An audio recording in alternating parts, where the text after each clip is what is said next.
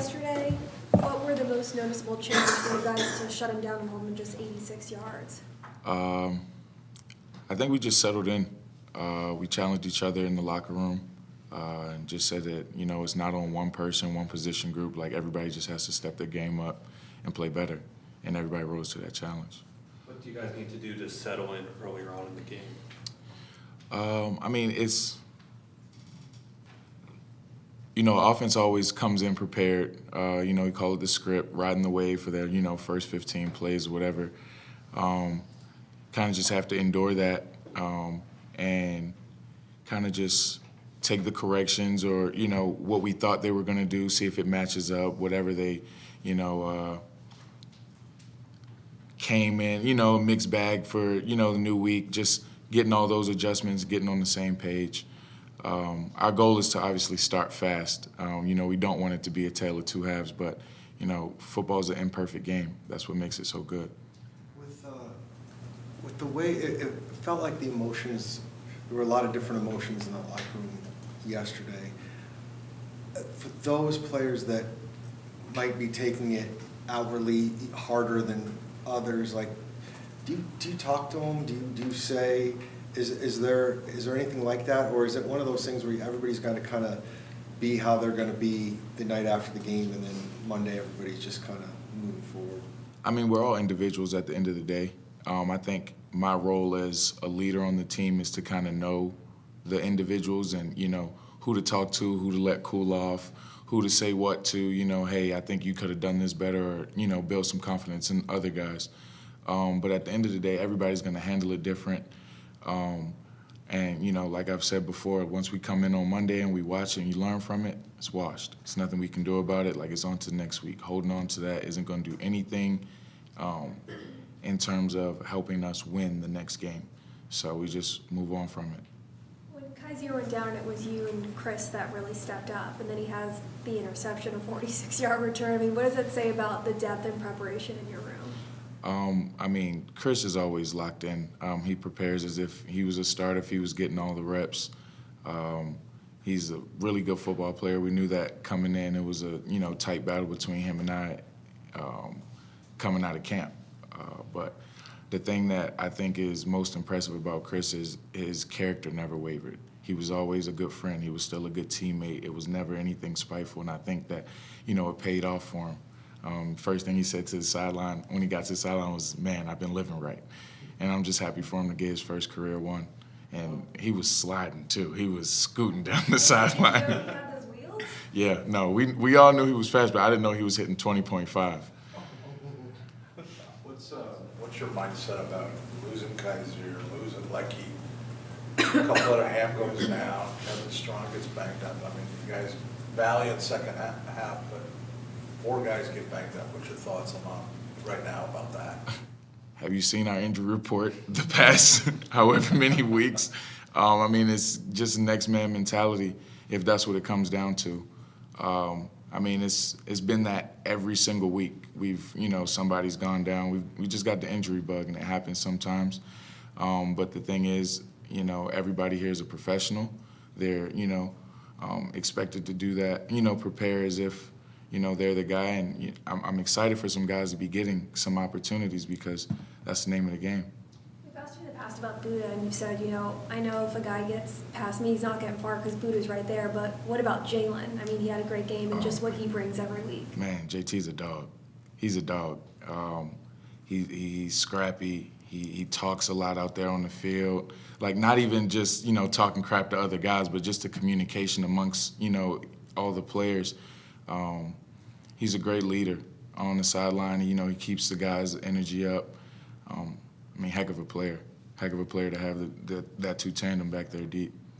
What are those conversations like on the sideline in that second half when it's just after possession, you guys continue to stop them? What are those conversations like? Let's do it better, like that. Just like the games on Monday, like that drive's over with. We have to go do it again. We have to execute at a high level, and those guys are professionals too. So, that they're making adjustments. They're doing things that, they see what we're doing. So we just have to go out and execute better. I need it again. I need your best ball this drive, and then the next drive, I need your best ball that drive.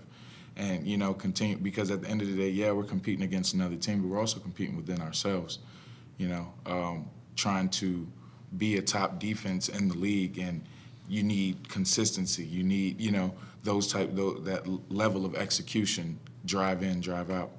Did your role change at all when Kaiser went out, either where you were positioned on the field or leadership-wise, not having him on the field?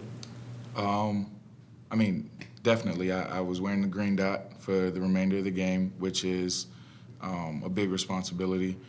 Communication, all the adjustments, checks, all of that stuff. But again, our coaches, they don't just talk to Kaiser when they make those things. They say it to the room, and they expect everybody to know those things. And our coach does a great job making sure everybody understands, even though the number of reps are limited. In terms of leadership, I don't know if you guys hear me. I talk all day. I don't shut up. I think I talk too much to some of my teammates. So that wasn't a big thing. That wasn't a big change. I think the biggest thing was just the level of responsibility, knowing that I don't have Kaiser to lean on. It's other guys leaning on me at this point. So, but, heck of an opportunity, an honor to be, wearing that green dot for sure. Through losses and mounting injuries, how do you think this defense has held up just by bringing it every week? We're feisty. We're resilient. It's a gritty group. We don't give up, no matter what the scoreboard says, no matter how many yards they had or where they put the ball down, whether it's, the plus 20 or the minus 20, it does not matter. Like, these guys, they hunt and play hard. I think we play harder than a lot of teams, and it shows on tape. And I think teams are afraid of our defense, honestly. Were you personally frustrated when you guys get 3 turnovers, you don't convert any of those offensively into points? I know it's not your side of the ball, but what is a defensive player thinking there? That's, like you said, it's not really my side of the, it's not my side of the ball. It's not my worry. It's, what we call an external factor. We worry about controlling the controllable. So they don't go down there and they don't score, so be it. Let's, sit the ball down, and we're going to respond. And we're going to put the fire out wherever it is. And if we got to go score ourselves, that's what we're going to try to do. Josh, it looked like a bunch of guys were right around Hamilton when he got hurt, and I kind of took it as a really big sign of respect for him as a guy. What do you see in the locker room with him and kind of the effect that he has on the other guys? He's one of our older guys for sure. It's an old man, but he's one of our spiritual leaders on the team. He's a great teammate. He's a great person, great friend to a lot of the guys. And if you know his story, then you just want the best for him at all times, and you hate to see him go down in that fashion. And, you don't like to see any of your guys go down. I think it was a bittersweet moment for him, obviously, with takeaway that helped us, put us in position to win the game for sure. But, you never like to see your guys go down. But Ham, for sure, that's one of the guys that everybody knows his story. Everybody knows where he comes from. He's a good person.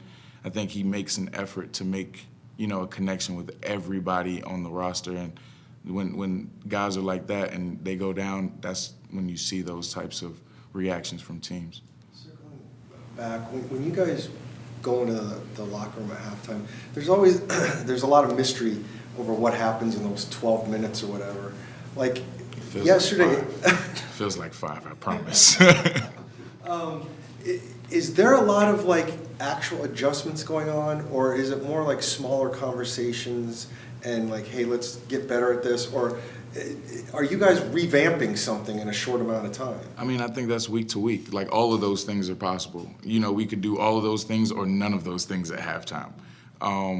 It just kind of depends on how the first half went, what we're trying to do, what the coach's strategy is, and then also, the players are also talking out there too, because we're the ones out there in between the lines. So, hey, I saw this. How do you see this? Let's play it like that. And same as what's going on the sideline.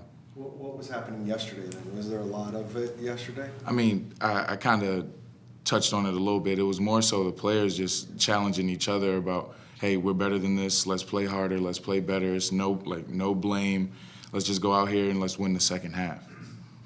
At 2-9, Josh, would you blame fans if they start talking and thinking the narrative, pushing it towards the draft next year, considering all the picks you guys have next year? No, of course not. I wouldn't blame fans for anything. That's the nature of being a fan. On your mind, Yeah, no, not even close. But I mean, like you say, like that's kind of the nature of being a fan. You love us when we're doing well, and when we're struggling, always trying to find solutions from the outside looking in, which is pretty hard to do when you really don't know what's going on. But I mean, if that's what people think the solution is, then so be it. Cool, but we're gonna try. We don't go into a week thinking that we're not gonna win a game for sure. We are putting our effort into every single game that we have on our schedule. Have you noticed anything different with Rawls just having gotten these games under his belt as a DC for the first time? In terms I guess of, just from day one to now, anything change in just how he's... I think he's become more adaptable, which is one of our defensive identities. It goes along with our philosophy, where nobody is above change.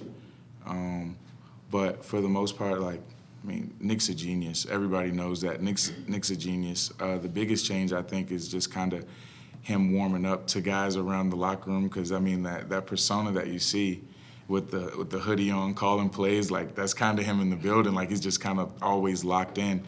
But you see him making more connections with guys as the season's grown, and the roster's been a little bit more set, because it was a carousel initially at the beginning of the season. So I think that's the biggest thing.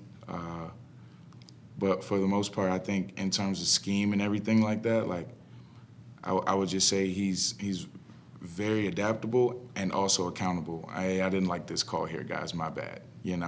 And you can respect that. I know that it's been a couple weeks since y'all played the Rams, and you'll watch the more recent film, of course, but what do you take away from that first meeting when it comes to preparation this week? Anybody's liable to do anything any week. So we played them once, but that, it does mean something, but it doesn't, in a sense where they could come in and kind of just change their whole attack in terms of how they're going to attack our defense, or how their defense is going to play our offense. So far, we haven't really gotten into them. Today was more so about putting yesterday to rest, getting on the film, and not sure how the injury report's going to shake out tomorrow and everything, but definitely going to get on some film, start watching some of their more recent games since we've played them.